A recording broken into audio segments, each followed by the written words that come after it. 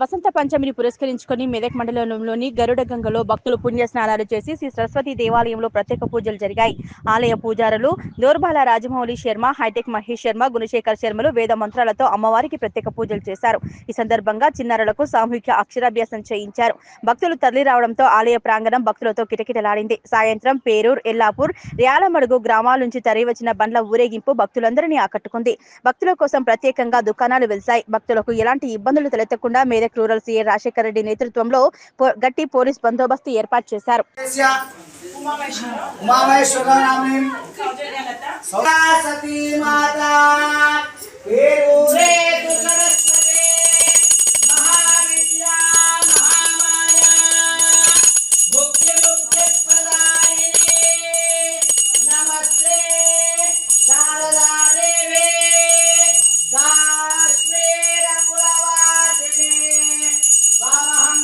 అలంకారము తదుపరి చిన్నారులకు సామూహికంగా అక్షరాభ్యాస కార్యక్రమాలు.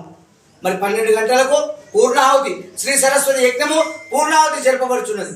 12:30 నుండి సాయంత్రం వరకు అన్నప్రసాద సేవ అన్నదానం జరపబడు. మరి 3:30 నుండి వివిధ గ్రామాలచే సామూహికంగా శకట భ్రమణోత్సవం అంటే బండ్లు తిరుగుట కార్యక్రమం జరపబడుతుంది.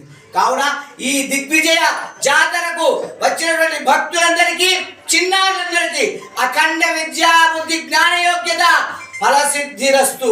శ్రీ సరస్వతి దేవాలయం వ్యవస్థాపకులు బ్రహ్మశ్రీ దోర్బల రాజమౌళి శర్మ గారి ఆధ్వర్యంలో అత్యద్భుత వైభవగణోపేతంగా దిగ్విజయంగా ఈ యొక్క జాతర జరపబడుచున్నది. అందరికీ ఆ యొక్క శ్రీ సరస్వతి మాత శుభాశీర్వచనమస్తు.